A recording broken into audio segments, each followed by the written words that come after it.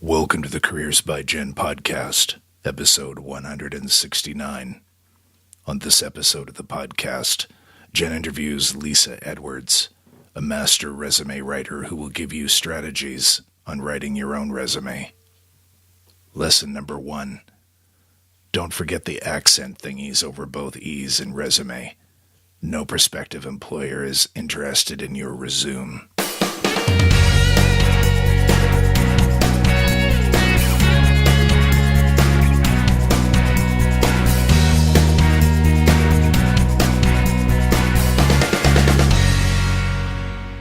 Do you need to update an existing resume? Are you unsure where to start or what the latest trends and thinking might be in resume writing? Or do you need to create one from scratch and want to do it yourself? If you answer yes to any of these, then this episode is for you.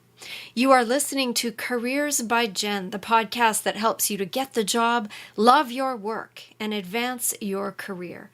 I'm Jen Swanson, and I'm delighted that you tuned in today. You're going to hear some top-notch advice from a master, and I mean master. I did not realize, actually, that there are very few people in this world designated as master resume writers, as in few, I mean less than 25 people. And so let me tell you a little bit about our guest today. Lesa Edwards is the CEO of Exclusive Career Coaching. She provides a full complement of career management and job search services and is a national speaker on job search topics. Lesa has worked with clients on all continents except Antarctica, and I need to ask her why not. As one of fewer than 25 resume writers in the world, Lesa has written thousands of resumes, cover letters, LinkedIn profiles, and other supporting marketing documents for clients in a range of fields. With her friendly personality, her ability to ask the right questions, her intelligence, she is a hit with her clients, and I'm sure she'll be a hit with you too. Lesa's also a podcast host, a show called The Exclusive Career Coach Podcast, which you might want to check out too. I will have links on how to find Lesa and all that she is doing over at careersbyjen.com on the show notes page. Here is our interview. Hey everyone, so this is Jen Swanson with the Careers by Jen podcast, and I am welcoming Lesa Edwards as a special guest today. Welcome to the show, Lesa. Thanks so much, Jen. I am thrilled to be here. Oh, well, it's so great we connected. I'm trying to remember how we even connected. Was it LinkedIn or how did we connect?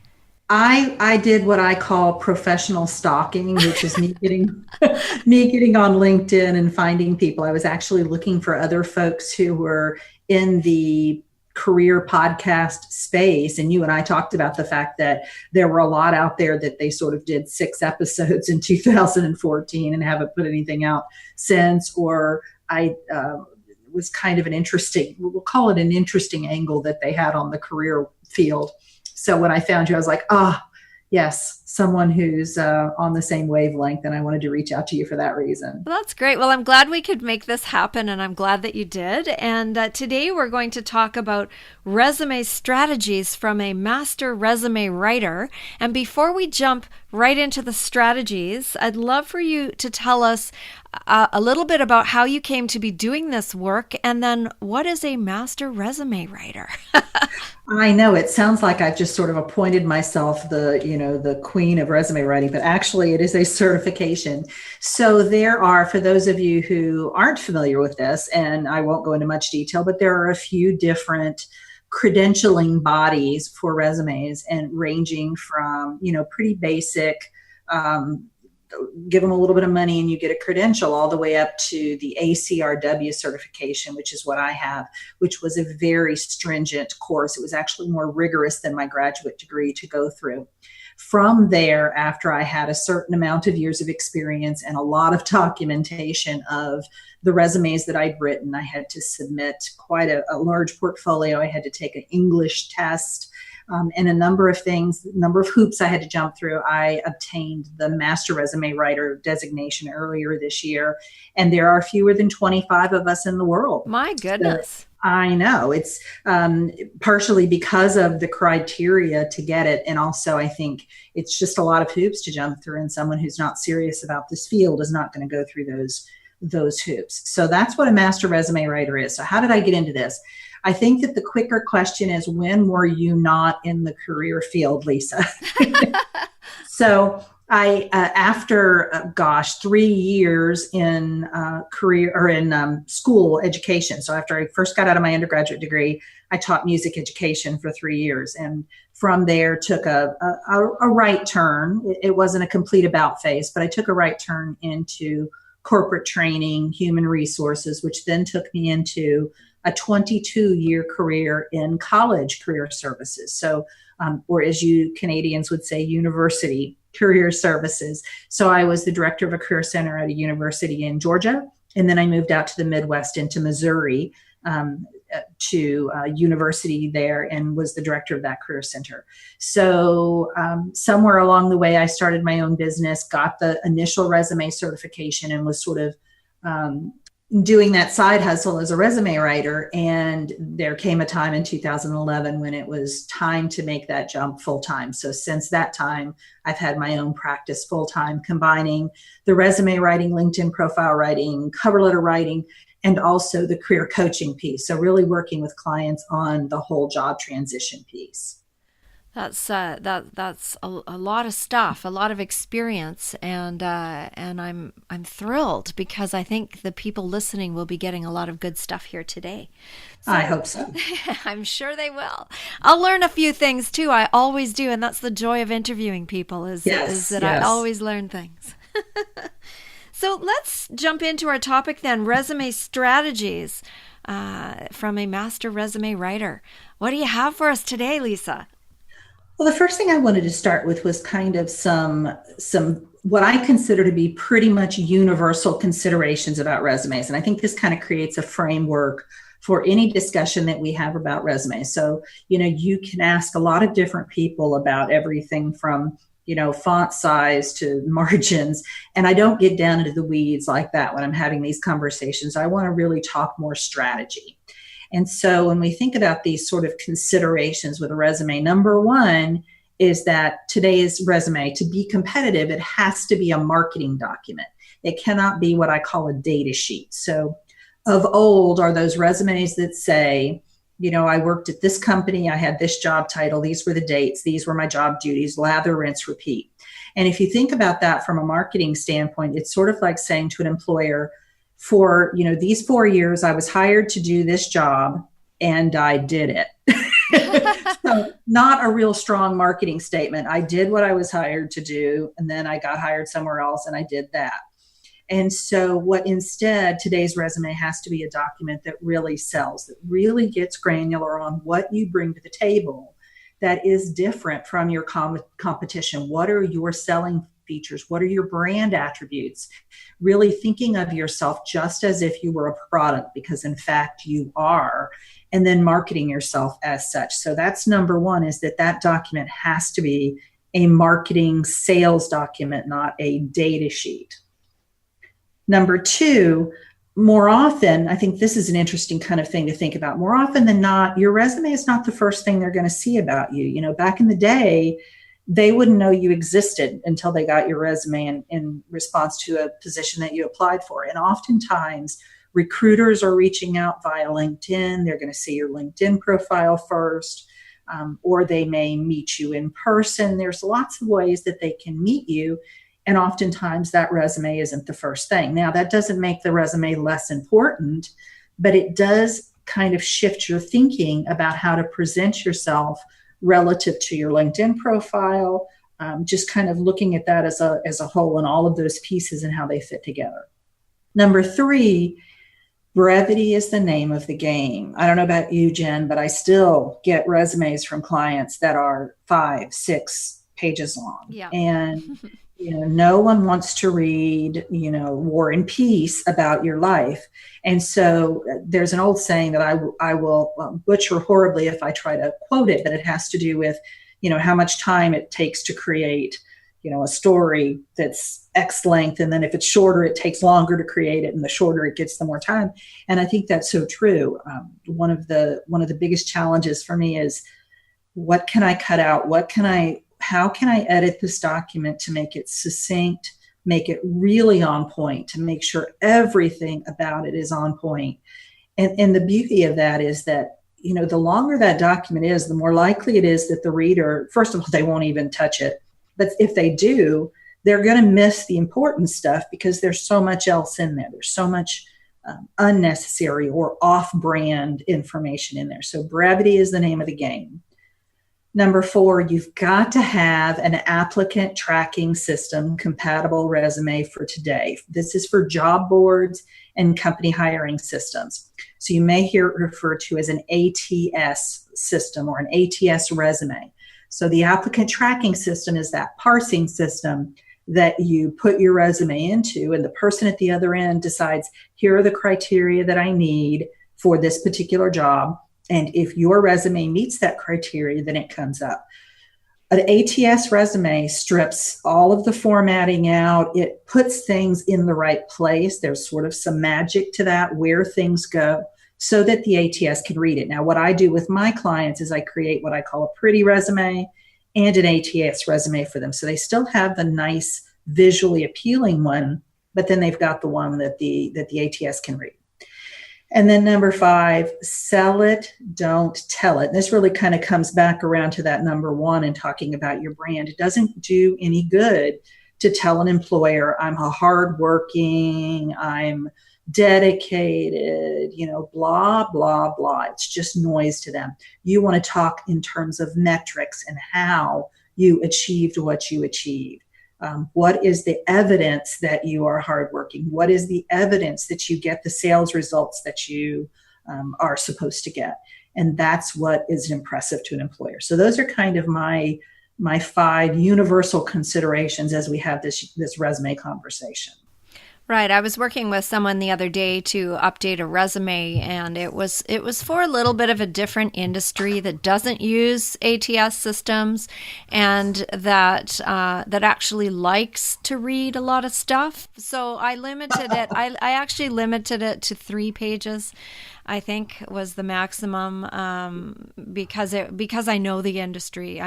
Industry isn't even. I know what the person was applying for, and yet we were using those action words, and we were using rather than, as you said, a data sheet, and this is what you've done, and blah blah blah. We were able to talk about achievements and things that were actual things that had occurred because that person had worked there. Exactly. One of the questions I ask my clients for each position they've held is, what was the impact that you had? So let's take this up to a 40,000 foot view. I don't want to get down to the weeds yet with your specific accomplishments. I just want you to think about what condition you found the job in, or the company in, or the department in when you got there, and what condition you left it in. The example that I always use from my own career is the last position that I was at the university in Missouri, which is Midwestern U.S. When I got there, by all accounts, by every metric available, the Career Center was not on anyone's radar screen. It wasn't on the students' radar screen, it wasn't on the faculty's radar screen, and it wasn't on employers' radar screens. It was just sort of there. And I remember the day that I was hired that my boss said, Lesa, if you can turn this department into a showcase on this campus, it will be nothing short of a miracle. And the day challenge accepted. Challenge accepted. Boy, and I had no idea how much of a challenge it was going to be, because there were things he did not tell me. Of course. But the day he left to take a provost position, a presidential position at another university, he said, Lesa, you did the miracle. And so that's the example. That's kind of that impact that I was able to have, to take a department that was nothing really when I got there and turn it into a showcase for the university. So that's really what I want clients to think about first and foremost. And then we drill down from that and find those specific accomplishments that sort of support that impact. And what are your thoughts? I know what I tell my clients, but what are your thoughts when about customizing the resume? Individually for each position? Yeah. Yeah, I want them to take the document that I create for them, and then I want them to do some customization. I always say don't go too crazy, because then you're increasing the chance for errors or omissions and that kind of thing. But I say 10 minutes. Spend 10 minutes customizing that resume for every position. And if you're applying for a position that you have a job description for, then I want you to look at those key words in the job description. And then I want you to do a search on your own document and use that find function in Word and see if that word is there. And then if that word is not there, can you legitimately claim it? And if you can legitimately claim it, then where does it go? The best place from an SEO perspective is that it goes into the job where you did it. That's not always feasible. It depends on what the thing is. But if you did that thing in a specific job, then put it in there. The next best place is kind of that skill key competency section, whatever you want to call it, that's usually at the top of your resume if you can't put it down in the job description. But absolutely, you want to make sure that you're marrying up, because that's what that ATS is reading. It's not intuiting anything. It's just looking for the keywords that some human, 5,000 miles away has put in. And if those keywords aren't there, they don't even know you're in there. That's right. I always use the example of event planning. Someone was applying for an event planning position, and nowhere in the resume was anything to do with planning any events. And so the question was, in all these other positions that you had, were there things that you planned? And she said, yeah. I said, well, you've got to put event planning somewhere in the information that you've got here, because otherwise it's not showing that you know how to do this.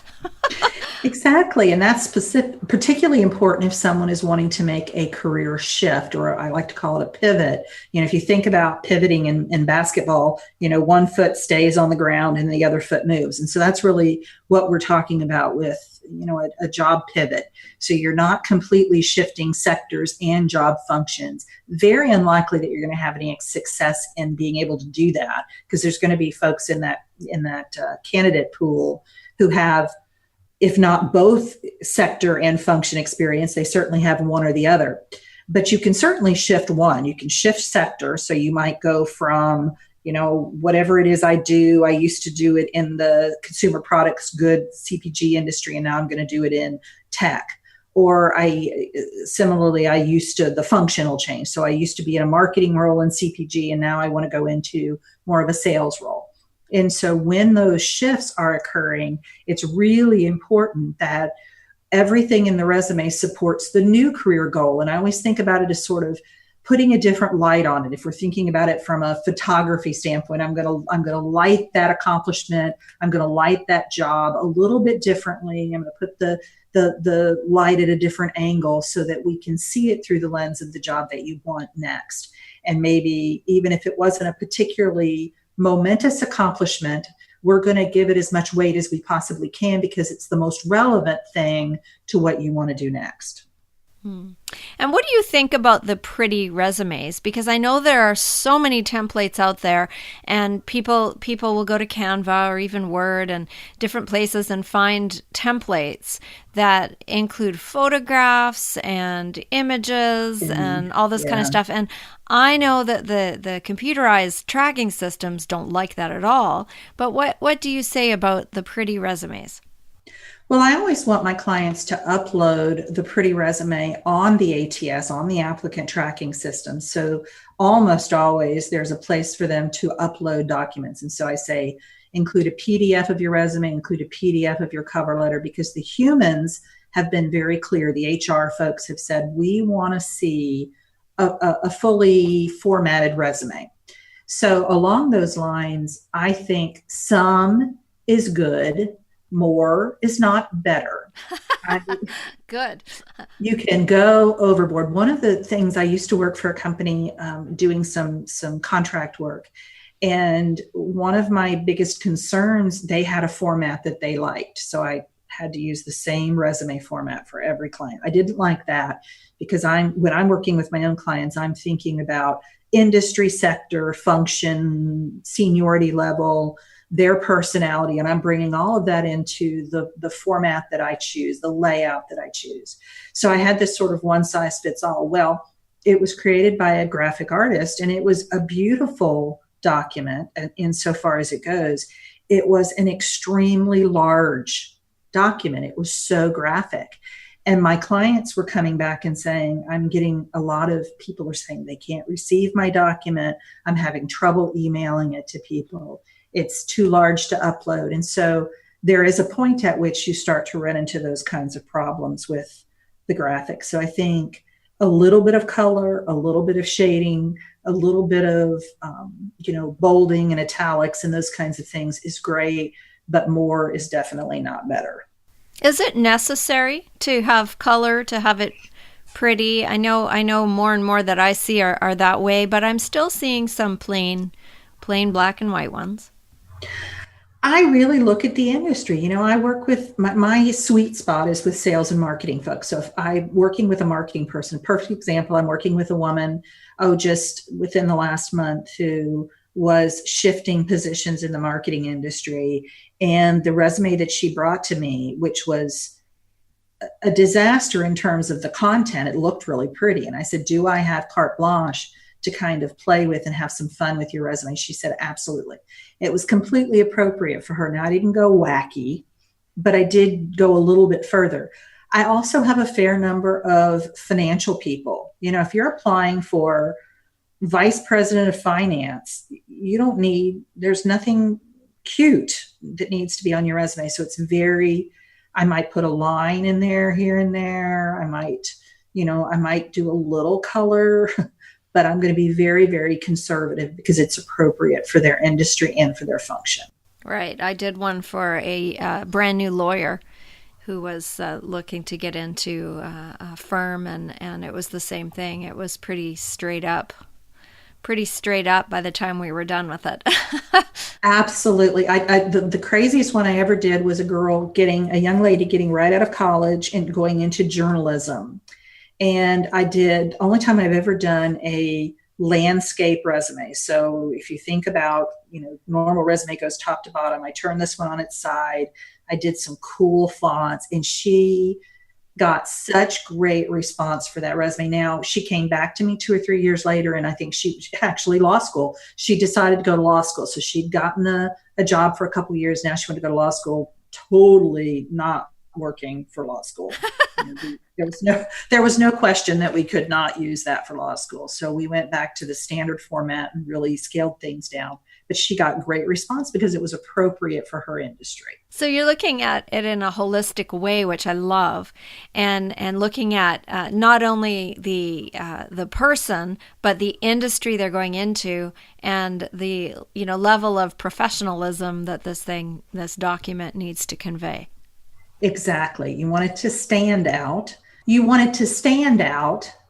it to stick out. So you want it to be an outstanding resume that really catches their attention and draws the eye in, but you don't want it to be because they're going, oh, what is this? The worst experience I think I've had professionally, and I felt so bad that I had not realized what I was looking at, but I actually reached out to this woman and said, I appreciate what you've sent me, but what I needed to see before our phone call was your resume. That was her resume. And it was so un-resume that I didn't know what I was looking at. So yeah, you don't want that. One of my pet peeves are cliches. On the resume? Yeah. Exactly. So, and that really gets back to that sell it, don't tell it, so you might say something about yourself that comes across as very cliche and very just sort of white noise. What I will do sometimes with clients, maybe about 25% of my clients, is they have a great recommendation on LinkedIn that I can pull. And it's speaking to some quality of theirs that if they were to say it about themselves in their resume would be that white noise. But by having this third party say, this person was one of the best hires I've ever made. Now, can you imagine if you on your own resume say, I will be one of the best hires you will ever have? They'll think you've lost your mind. You just don't say things like that about yourself. But for someone else who is a vice president, let's say, to say, hands down, one of the best hiring decisions I ever made because of X, Y, and Z, and that's a little text box on your resume, that gets attention. I'm laughing because, and I use this in one of the courses that I did. I may have even said it on a podcast. I was doing a bunch of resume sorting for an HR department, I guess last year. And one of the I can't remember what the position was for. It might have been a recreational assistant or something. It was sort of a beginner position in the city. And one of the resumes had listed that this person was the quintessential barista. Oh, yes. About themselves. Yes. And also something about an amazing singer, like all these words that, it's like, did you get out a thesaurus and just look up some great adjectives here? But it was really kind of too bad, because if you really were the quintessential barista, then why were you applying for this other job? And what does that mean? Oh, yeah, there's that. Besides the fact that you're talking about how great a barista you are, you're not applying for a position as a barista. Yeah, there's that too. So that was so being careful about labeling yourself as with these dramatic terms is something that I find, if someone else calls you that, as you say, then that's one thing. But if you call yourself an amazing communicator or whatever. Right, exactly. It's just white noise. But now if you show evidence of that, and then they will be saying you're an amazing communicator. That's what you really want. So that's the difference between the data sheet and the marketing tool in some ways. Right, exactly. A marketing document. It has to have that. First of all, everything starts from a very clear job target. So you can never write a resume and then retrofit it to a position. So if a client comes to me and says, I have no idea what I want to do, I just want a resume, I either won't work with that client or I will suggest coaching, career coaching. I have assessments that I do, and we go into depth in figuring out what their target is. Because, how can you, if you think about marketing any product on the planet, how could you possibly market that product if you didn't know for whom it was targeted, to whom you were supposed, why would they want this product? Who wants this product? What would make them buy it? Well, you can't do the same thing with yourself either. So it has to start with that clear job target. And then you build that brand that makes you not the generic candidate, right? So what most people give is a pretty generic resume. I got one just today, I guess. I'm trying to think. Yeah, I think it was earlier today. And it just starts right in with the data sheet. There's no positioning up at the top. I have no idea what kind of position this person was looking for or why they should be considered for this position. And what that essentially does to the candidate, it makes them the generic option. And if you think about generic, no one ever chooses generic except that it's cheaper, right? Nobody ever goes, oh, this is so much better. I love this product. I don't want to, I don't want the brand name. I want the generic. No, they say the generic's cheaper. And you don't want to be the cheaper candidate. The branded candidate is, first of all, the good companies are going to want the branded candidate. They don't want the cheapest generic candidate. Now, there are some companies who want them, but I would argue that you may not want to work for them. You want to be the right, yeah. Right, because they're trying to get the least expensive product that they can. You want to be the branded candidate who commands top dollar. And in fact, I was just on a webinar a moment ago, and we were talking about our businesses and how with our business marketing, we should repel people, because the opposite of that is attracting. The alternative is, what's the saying? the opposite of love is not hate. The opposite of love is indifference. And we don't want anybody to be indifferent to us and indifferent to our candidacy. So you want to create a document that automatically some employers will look at it and go, not what we're looking for. Because the flip side of that is some clients, some employers will be very clear in looking at that resume and saying, this is exactly who we're looking for. And so yeah, and when I'm teaching interview skills, the client is interviewing the company as well. Absolutely. Absolutely. So it's not just a one-way transaction. It's and so if you're thinking of it as a marketing document instead of a data sheet, then it's not here, accept all the great experience I have. It's, this is what I can do for you. And my line is always, be the solution they're looking for. Exactly. Exactly. And the work that I do with my clients on building their resume, I will tell them up front, this is going to also serve you in preparation for the interview. So we're really killing two birds with one stone. You're getting crystal clear on your brand. You're getting crystal clear on your accomplishments. That's going to put you head and shoulders above 90% of the people that you will be interviewing against. It's surprising. I don't know why it surprises me, but it surprises me at how untaught this stuff is. Well, how much time you got, Jen? So interesting story. And remember, I come from a background in higher education career services. And so 22 years in this. And then at about year 19 or 20, I get my resume certification. And I went into it thinking, I'll learn some stuff, but mainly I just want a credential. I know what I'm doing. I've been teaching people. I've taught thousands of college students. And I've written resumes for money for decades. I didn't know what the heck I was doing. I had no idea. And so that's kind of what's happening out from a college perspective. So I can speak about what's going on in university is there are many folks out there who've never been taught this stuff. They've learned it sort of by osmosis from somebody that already works in the department. We were doing resumes that were very much just, accomplishment, or not accomplishment, job duty. No accomplishments in sight, no branding in sight, no differentiating in sight. And I got this credential and I realized that I didn't know what I was talking about.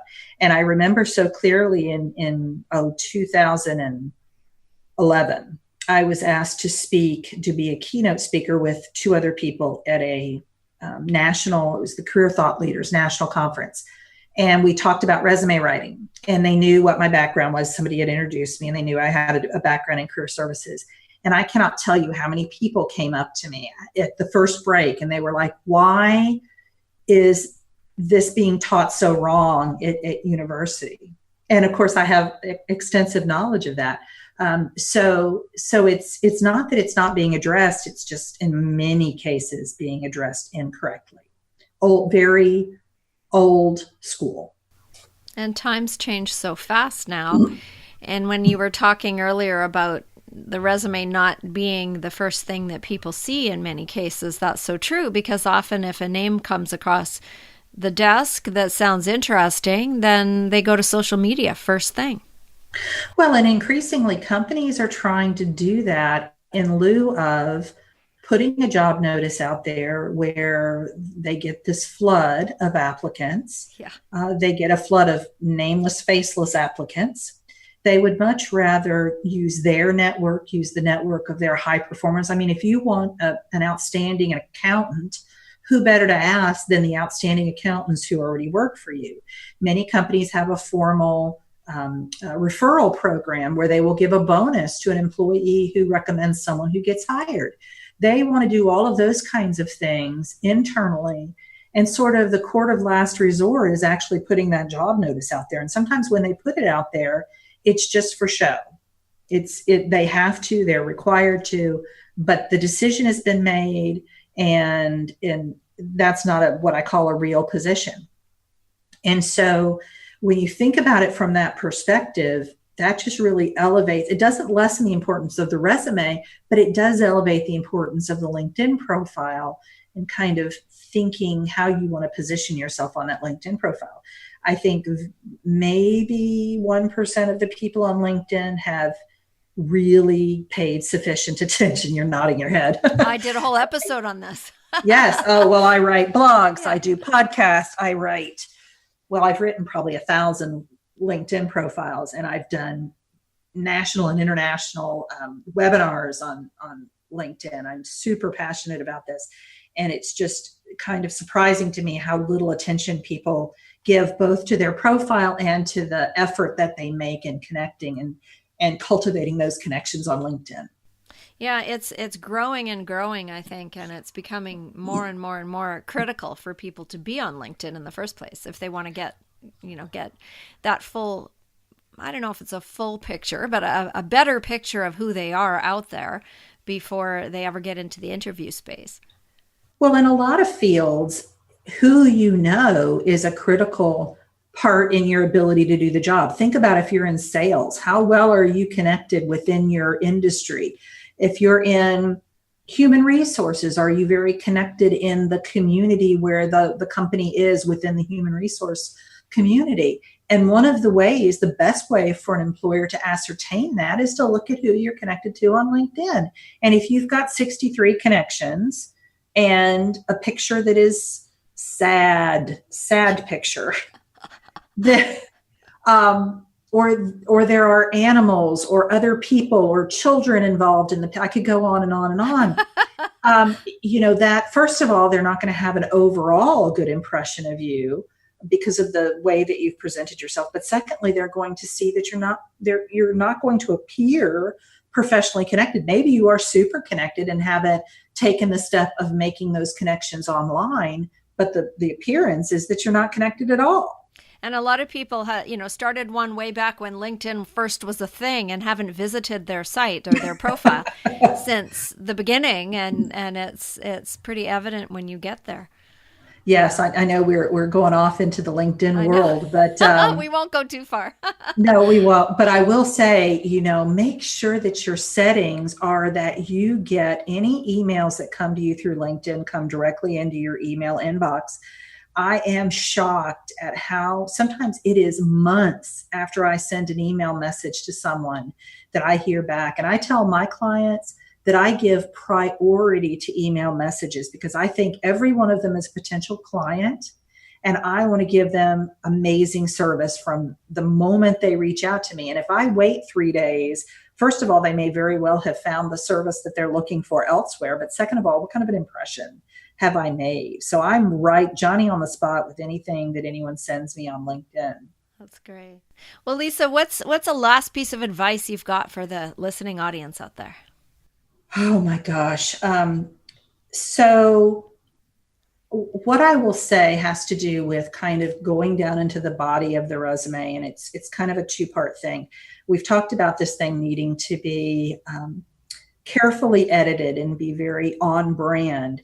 And one of the ways to do that is to be very succinct in your job description and very succinct in your accomplishment bullets. So what we call it in the industry is death by bullets. If we see this resume and everything they've ever done, every job duty is bulleted. There might be an accomplishment or two thrown in there for good measure. It's all mixed in there together, like the ingredients for the soup and who knows what's what. And the net effect is it's just overwhelming. And of course, those accomplishments are just diluted. You can't even find them. So having a very succinct document where your job description is a little paragraph, very clear cut. Here's what I did. What's what I was hired to do. And then 3 or 4, maybe 5 hard impact bullets that talk about your accomplishments in that job and how well you did the job. And then along those lines, also under the heading of keeping this document to about 2 pages for most industries, is that you want to go back about 15 years on your resume. Any more than that, we're going back to the Middle Ages. And there's there's no point in having your college internship on there when you're 45 years old. Let's not go there. And it doesn't serve you to have that on there. Now, there are exceptions, and I look at those on a case-by-case basis. For example, do y'all have our Boy Scouts in Canada as well? Absolutely. Yeah. Okay. So I was working with a client just last week who is an Eagle Scout. And I tell him, if you are an Eagle Scout, you get to keep that on your resume till the day you die. And I highly encourage it goes into your obit as well. So talk about that thing. That's amazing accomplishment. But for the most part, you want to go back about 15 years. And you're not doing yourself a service if you're going back to, 1983 on your resume. Your barista job way back in the beginning days. Well, and so what they're going to see is they're going to be like, oh, she'll make coffee for us. Let's hire her. Right. Well, right. she'll go fetch coffee. Now I should say there are, high level people who do that, and that's great. And a lot of the resumes that I have helped people with are for teenagers who are just starting out and who don't have anything but volunteer work, babysitting, and that kind of thing. But that's totally different situation. That's a completely different situation than the people who are transitioning partway through their lives into something new. So that's absolutely great. That's great. Well, where can people find out more about you? And I didn't mention, well, I did in the intro, but I didn't mention during our conversation that you have a podcast as well. So where can people find you, Lesa? Well, you can find me on iTunes or Stitcher, on my podcast, The Exclusive Career Coach. And my website is exclusivecareercoaching.com. You're welcome to email me at Lesa. Now I have an interesting spelling. It's Lesa. Please don't call me Lesa, but it's Lesa at exclusivecareercoaching.com. And love to hear from you. Love for you to take a listen to my podcast. Sounds great. Well, thanks for spending time with us here today at Careers by Jen. Loved it. Thanks for listening today. All of Lesa's info can be found over at careersbyjen.com, so come on over and check that out. I'm actually going to scoot pretty quick here as this is being published during Holy Week of 2018, and in the Christian tradition, this is the busiest week of the entire church year. And as many of you know, my other calling is that I am a church pastor as well. And so starting tonight, I have church services. I have 4 church services that I'm leading or helping to lead, and I'm not quite finished doing all of the preparation that I need to be doing. Yikes. So check out Careers by Jen on Instagram this week, because I might just post some of the early morning beachfront sunrise service photos. We'll see. I'm hoping that it'll be a nice day on Sunday. I'm hoping that it will be beautiful and not raining. And I have posted some in the past on my Careers by Jen Instagram page. And let's hope it's only 7:30 in the morning. That morning, it won't be actual sunrise because that's just too early, but 7:30 is early enough. Next week, I hope you tune in because our topic is going to be a bit hot. We're talking about keeping the professional at work and the sizzle going at home. And so you can blush right along with me and my fascinating guest, who is a former lawyer and now runs a little adult shop and has a radio program and all sorts of other fascinating things. Her name is Beth Liebling, and she will be our guest next week on the show. So be sure to tune into that. Until next time, this is Jen Swanson. Happy Easter.